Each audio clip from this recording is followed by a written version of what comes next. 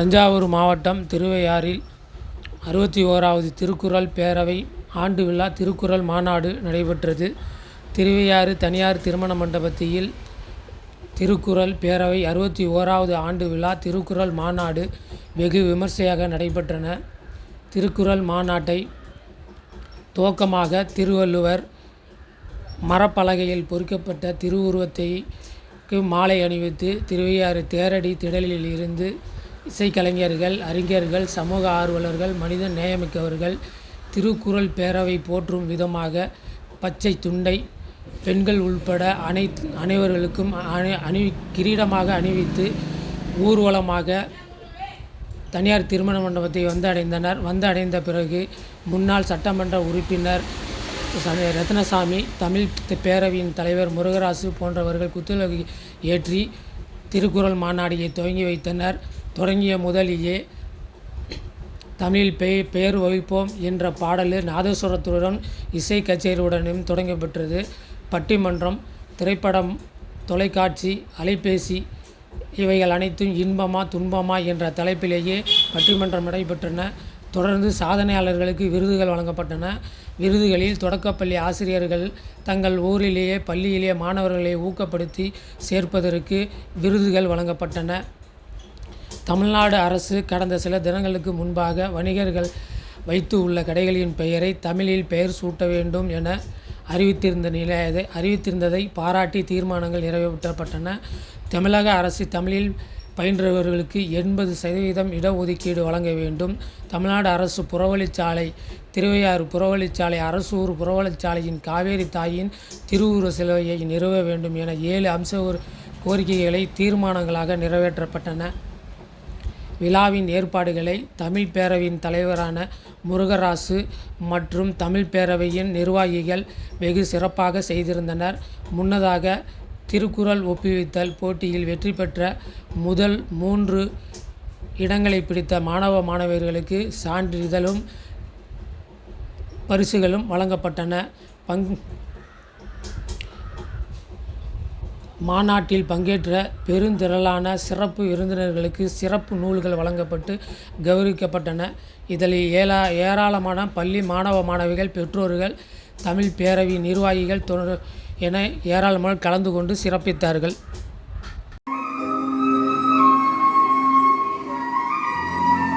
Oh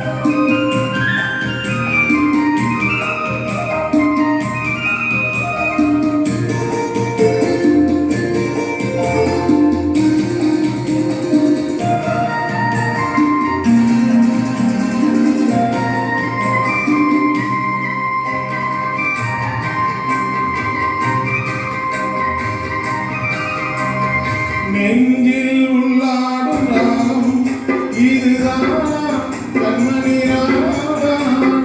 நெஞ்சில் உள்ளாடும் ராகம் இதுதான் கண்மணி ராகம். உன் புன்னகை சொல்லாத அதிசயமோ அழகே விடமிடமே அந்த மாயனை வீடை மயக்குது சின்ன கண்ணு நடக்கிறான்.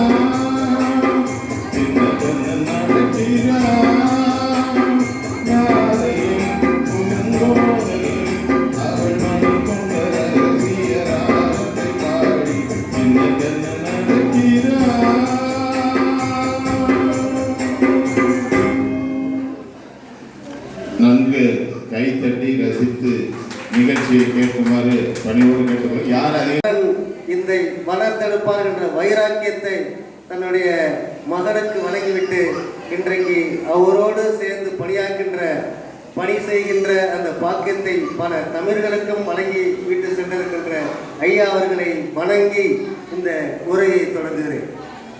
1960ஆம் ஆண்டு திருவையாறு கருத்திர வரலாற்றிலேயே இந்த மேடையிலேயே தமிழில் பாடிய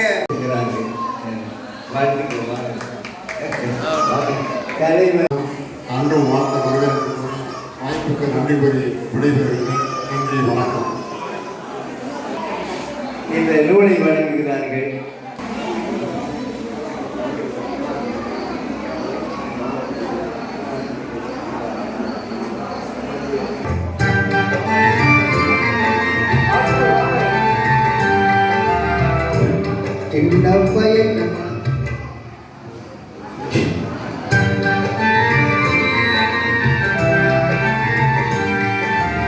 சின்ன பயலே செய்தி கேளடா.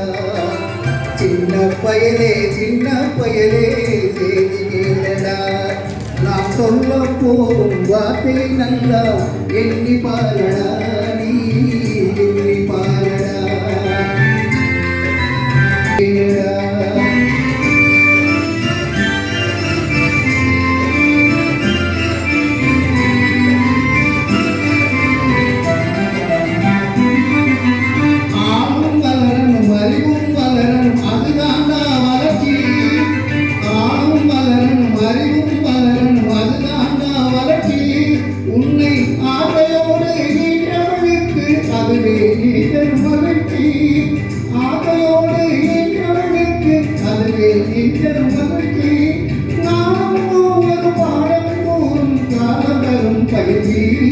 உன்னரம்போடு நான் பின்னி மகனும் தன்மான முயற்சி. சின்ன பயலே செய்தி கேளடா.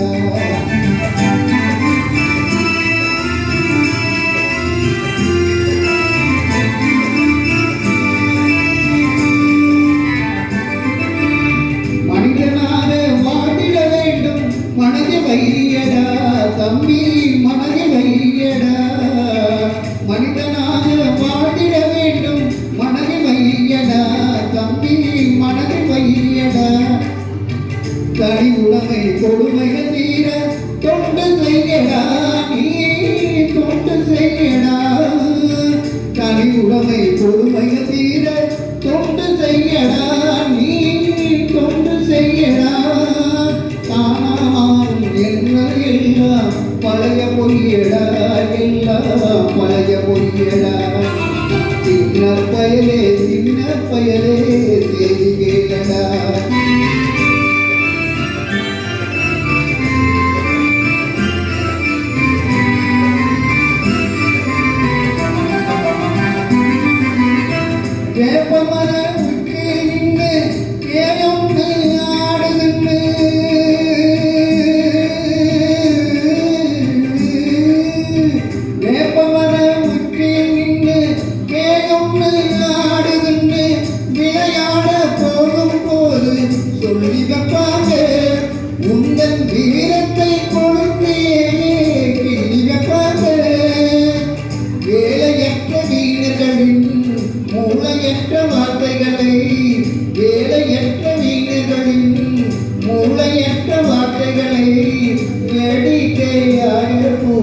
நம்பிவிடாதே நீ வீட்டுக்குள்ளே வயது கிடந்து வெம்பி விடாதே நீ வெம்பி விடாதே சின்ன பயலே செய்தி கேளடா. அடுத்ததாவது தமிழ் விழாவை தலைமை தாங்கி நடத்தி கொண்டிருக்கிற என்னுடைய இது பிரகாரம் என்னன்னா, தமிழர் நம்ம சொல்றோம், உலகத்திலேயே ஒற்றுமை இல்லாத ஒரே இனம் தமிழ் இனம். உலகத்திலேயே ஒற்றுமை உள்ள ஒரே இனம் இஸ்ரேலியர்கள். ஏன்னு கேட்டீங்கன்னா, தமிழர் வந்து விசுவாசியம். ஒரு ஜெர்மன் கவிஞர் என்ன சொல்றாருன்னா, தமிழர் வந்து ஒரு விசுவாசியம். உலகத்திலேயே சுறுசுறுப்பானவங்க ஜப்பான்காரவங்க தான். ஜப்பானை விட சுறுசுறுப்பானவங்க தமிழ்காரவங்க தான். ஆனால் அதே நேரத்தில் தமிழ்காரங்க ரொம்ப விசுவாசியாக இருப்பாங்களாம். அது எப்படி? நாயை விட விசுவாசம். நாய்க்கு ஒரு பண்ணு போட்டால் எப்படி கிழிச்சுதோ அதை விட விசுவாசியாக இருப்பாங்களாம். ஆனால் அதே நேரத்தில் ஒரு நாய் இன்னொரு நாய்க்கு தான் என்ன செய்யும்? அடிச்சுக்கும். அப்படித்தான் தமிழ் இப்போ அழிஞ்சிட்டு இருக்கு. யாரும் ஒற்றுமை கிடையாது, வெறி இருக்கு, மொழி பற்று கிடையாது. திருக்குறளை பற்றி எல்லாரும் பேசுறோம்ல, திருக்குறள் பிரகாரம் நடக்கிறது யாருன்னு சொல்லுங்க பார்க்கலாம். 10 கூட நடக்கிறது இல்லை, சும்மா பேசுறாங்க. தமிழ்நாட்டில் அவங்க சீரெல்லாம் அப்ளை பண்ணுறாங்க. அதனால தான் ஐயா நம்ம எல்லாம் வந்து இதுக்காக பாடுபட்டு இருக்கிறோம், தமிழை வளர்க்கணும்னு சொல்லிட்டு. எனக்கு இந்த நாட்டிலையுமே வந்து ஒரு மொழிக்காக போராடிட்டு இருக்கிறது இல்லை. ஜெர்மன் பேசுகிறாங்க, ஏன் இங்கிலீஷ்காரங்க கூட இருக்கிறாங்க. ஆனால் வந்து அவங்க வளர்க்குறதுக்கு முயற்சி பண்ணுறதில்லை. அது ஆட்டோமேட்டிக்காக வளருது. ஏன் தெரியுங்களா? ஒரு மொழி எப்போ வளரணும்னா, ஒரு மொழி பேசுகிறவங்க வளர்ந்தால் தான் அந்த மொழி வளரும். தமிழர்கள் வந்து எங்கே போனாலும் அடித்தடி சண்டை போட்டு நிற்கிறாங்க. அப்போ வந்து அவங்க தமிழ் பேசுகிறோன்னா, இப்போ பெங்களூர்லாம் எடுத்துட்டிங்கன்னா, ஆந்திராவில் போயிருக்கேன், நான் மகாராஷ்டிராவில் போயிருக்கிறேன், கேரளாவில் இருந்திருக்கிறேன். அங்கெல்லாம் போனீங்கன்னாக்க அவங்க வந்து நல்ல வளர்கிறாங்க, இம்ப்ரூவ்மெண்ட் ஆகிறாங்க, ஒரு குறிக்கோளோடு வாழ்கிறாங்க. இந்த தமிழ் ஒன்று தான் ஒரு குறிக்கோள் இல்லாமல் வாழ்ந்துருக்கனால எங்கே போனாலும் அவப்பே நடந்துட்டு இருக்கு. இதனால தான் இப்போ நான் என்ன சொல்கிறேன்னா, நான் உங்களுக்கு கசப்பாக கூட தெரியலாம். இந்த ஊருக்கு வந்தால் எனக்கு வந்து நான் தமிழ் சங்கத்தில் இருந்திருக்கிறேன். அங்கே தமிழர்கள் தான் என்னால் புரிஞ்ச அளவு உதவி செஞ்சுட்டு இருக்கிறேன். என்ன பிரச்சனை இருந்தாலும் நான் பேஸ் கமிட்டி போலீஸில் பேஸ் கமிட்டி மெம்பராக இருக்கிறேன். என்ன பிரச்சனை இருந்தாலும் உடனே ஓடி போய் உதவி செய்வேன். ஆனால் தமிழ்நாட்டுக்கு வந்தால் தான் பிரச்சனை என்ன ஜாதின்னு கேட்குறேன். இந்த ஜாதி வரி தமிழ்நாட்டில் எக்கச்சக்கமாக இருக்கு. அப்போ தான் நம்ம யாருக்கு தெரிஞ்ச வேண்டியதாக இருக்குது. அப்போ என்ன செய்கிறாங்கன்னா, அது ஜாதியை சேர்ந்த மாதிரி தான் உதவி செய்கிறாங்க, மற்றவங்க செய்ய மாட்டேங்கிறாங்க. இதெல்லாம் அப்படி அபத்தம் இல்லைங்களா? 70 வருஷம் ஆச்சு நம்ம சுதந்திரம் வாங்கி. இந்த ஜாதி வந்து பெருகிட்டு தான் போகிறதுடைய எல்லாரும் வாயால் தான் பேசுகிறா கூட அந்த ஜாதி பண்ண நீக்க மாட்டேங்கிறாங்க. இது எனக்கு பெரிய மனக்குறையாக இருக்குது. அதனால தான் எல்லாரும் என்ன சொல்கிறேன்னா, தமிழ் வளர்க்குறோம். உலகத்தில் எந்த ஜப்பான்காரன் இருக்கிறான், அவன் பழசெல்லாம் பேச மாட்டான். நாளைக்கு என்ன செய்யணுமோ அதை தான் நினச்சி பேசணும். அதனால தான் அவன் வளர்ந்துட்டு இருக்கிறான். நம்ம 100 வருஷம் முன்னாடி நடந்தது அவனுக்கு பற்றியே பேசிக்கிட்டு நம்மளை நாம் சிறுமப்படுத்திக்கிறோம். நம்மளை நாம ஒரு தமிழருக்கு உதவி செஞ்சால் மேலே வரலாம். ஆனால் ஒரு தமிழருக்கு உதவி செய்து வராது கிடையாது. 10-2 பேர் செய்யலாம். மற்றபடி அதெல்லாம் நடந்துக்கிட்டு இருக்கு. ஆனால் காலங்களோட சேர்த்து கொடுக்க என்ன பண்ணுறா, எல்லா தமிழ் ஒன்றுபடணும், ஒற்றுமையாக இருக்கணும். எப்படி செய்யணும்னா, ஒருத்தருக்கு உதவி செய்யணும், ஒரு வேலை வாங்கி கொடுக்கணும். ஏதாவது நான் எனக்கு தெரிஞ்ச வரைக்கும் பெங்களூர் 50,000 பேர் வேலை வாங்கி கொடுத்துருக்கேன். தமிழர்கள் வந்தாங்க. ஒரு சின்ன பிரச்சனை கூட சேர்த்துக்கு போய் நான் வீட்டுக்கு வந்துடுவேன். இதெல்லாம் சேர்த்துக்கு காவிரி கரெக்டாக இருக்கிறது 5000 பேருக்கு நான் உதவி பண்ணிருக்கேன். இது ஆளுநர்கள் தான் சொல்கிறேன். ஏன்னா உலகத்திலேயே வந்து பெரிய மூத்த மொழி தமிழ்.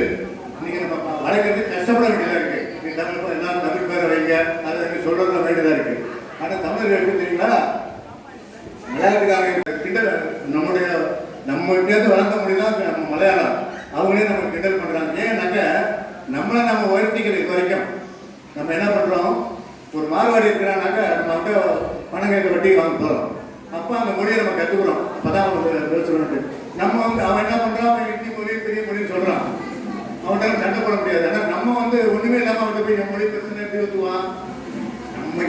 நம்மளை உயர்த்திக்கிட்டா தான் நம்ம வாழ முடியும். அதனால நன்றி. அடுத்ததாக பட்டிமன்றம் தொடங்க இருக்கிறது. வழக்கறிஞர் அவர்களே மற்றும் மேடையில் அமர்ந்துள்ள அனைத்து சான்றோர்களுக்கும் என்னுடைய தாழ்வான